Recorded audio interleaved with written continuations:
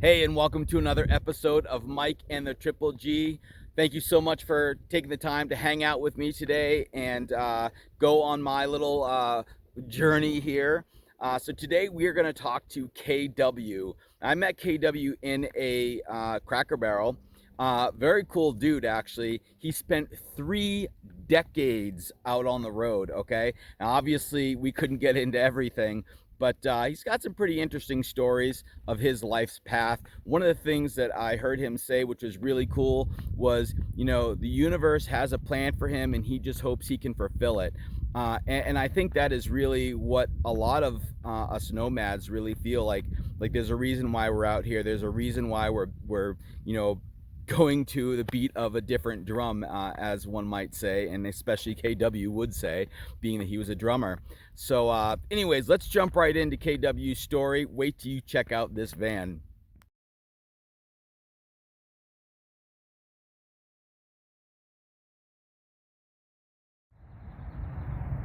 Hey, KW, what's up? Hey, hello. I love your van. This is really, really cool. Can you tell me a little bit about it?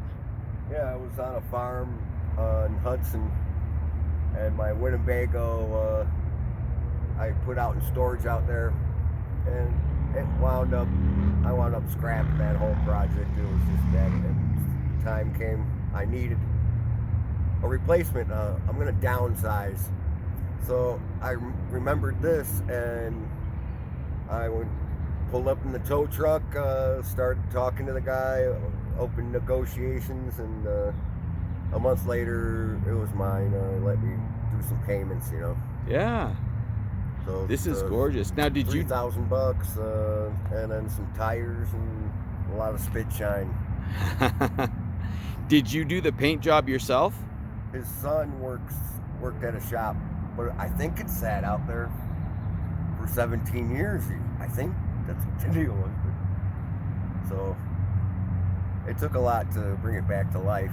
Yeah. But that's the value I saw in it was there was a good base to start, so I wasn't wasting my time. Cool. Anyway, but I knew I could bring it back up. Yeah. Now, what year is this, by the way? It's 88. It's an 88. That's how kind of the Metallica Ride the Lightning takeoff was. That was right around then. I knew I wanted to do something rock and roll. All the vans have some kind of theme going for it. And so, okay, I was gonna do Richard Petty Blue at first and have it the Petty Wagon. But then I'm like, yeah, I want rock and roll, but I'm not a good enough artist to really. All my fallen heroes was gonna be a tribute to all the greats like Lemmy from Motorhead and everybody else. That would have got too involved, and I would have needed an airbrush artist or something. Right. But I thought, okay, I could scribble some lightning on there easily enough. It's just a lot of wax, and these were paint pens. Yeah.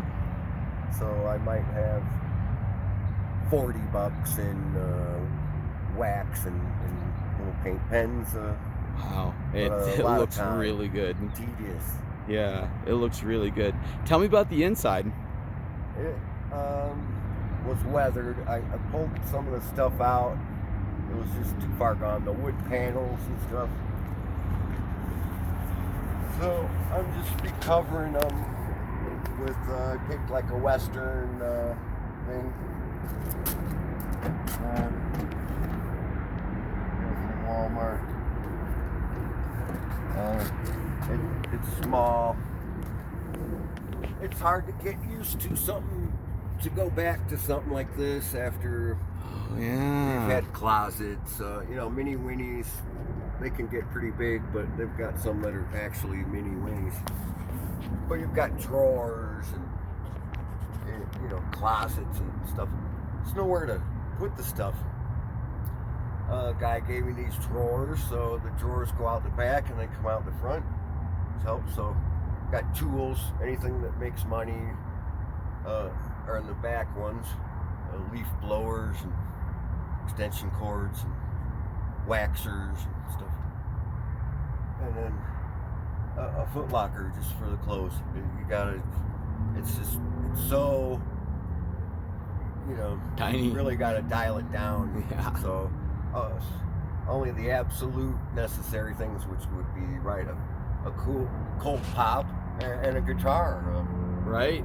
Yeah, I noticed you have a guitar right here. So is this one of your passions? Have you been doing it for a long time? Yeah, I know you. Definitely a passion. Music always was, but I've outgrown the drums in the bands because you rely on, okay, are we gonna play? Is somebody's girlfriend mad at them? I just kind of went solo and picked up this over years of being in bands. So somehow I've devolved into this Bob Dylan sort of type character. I've got a harmonica and a tambourine, and so with singing, well, more of a growlist than anything. But there's 4 things, so I suppose I had to learn the drums so I could become this, because it's a juggling act, really. Right. Wow. So now, what made you get into this lifestyle? I mean, what was it about that you took that leap of faith to get into this? That was 3 decades ago. Wow. You get used to it eventually, but it was, I had an argument with my brother where we had a farmhouse, and so I stormed out of there and woke up in the Subaru across the street in the neighbor's driveway, and I'm like, yeah, I need to have a backup plan. So it just started from there. I bought a van and then saw what I didn't like about certain ones, and then it was a Dodge van. Then I started getting into the Winnebagos, but not real. They're too problematic, and they're a little big. It's hard to blend or park. So I think I've got it whittled down to this. This is the smartest way to go. It's economical, and it's you got a lot of options with this. And your buddies don't want to move in. Hey, can I stay for just a night? Right. A month later, they're still on your couch. Right. Cool. So, what about good times, bad times? I mean, what have been the best of times on the road for you in these last decades, and what's been the worst? I had a good time in Lake Geneva, Wisconsin. It's a party town, so they're receptive to a Bob Dylan player late at night, and that was my sole income a number of times. And then the most one of notoriety would probably be Lake Havasu, that's in Arizona.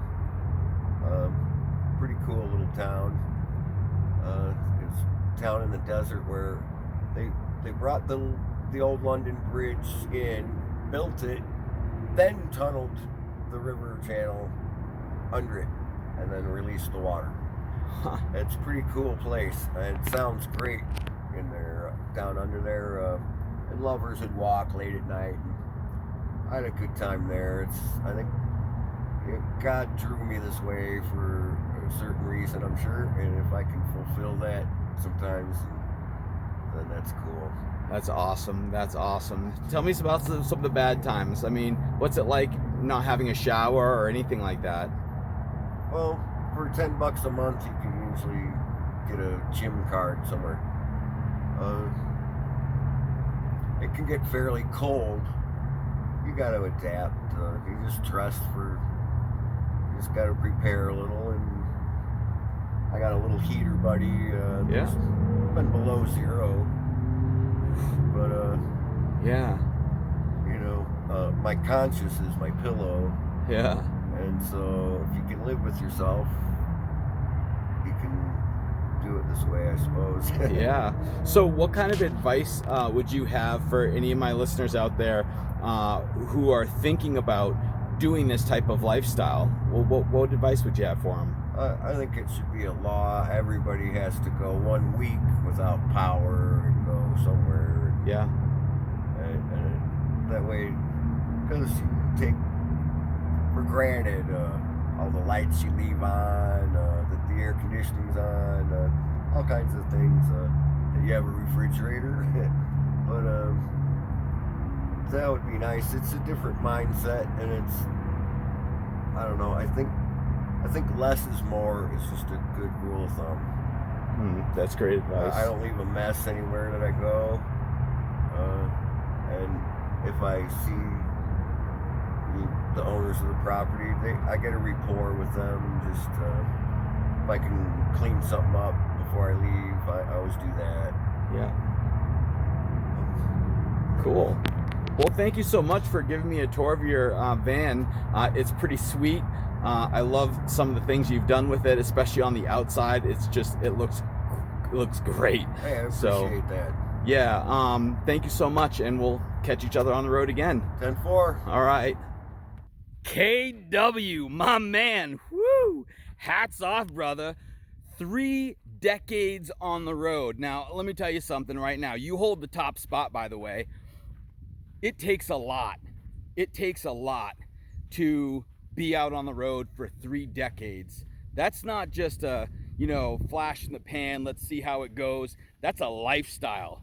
There's things that you must do to be able to maintain 3 decades on the road, okay? So let me go over a couple things right now. He was a musician, he was a drummer, and he had a couple different bands and all that stuff, but he wound up taking his passion and love for music, and he changed it, morphed it into something that was useful on the road. Super important. We need to take all of our skills that we have and try and use them in different ways, and that sometimes is hard to do. Another thing, and I know you guys didn't see too much of it, but he's an amazing auto detailer. Like, amazing. What he can do with like shit paint is amazing, okay? He actually offered to detail the outside of my bus, but I didn't really have the time, and yada yada yada, didn't happen. But really good work. Again, taking one of his passions and running with it, and it's helped him to last this long out on the road. That's huge. And of course, lastly, probably one of the biggest things is that, in my words, he knows the universe has a plan for him, and he just hopes that he can fulfill it.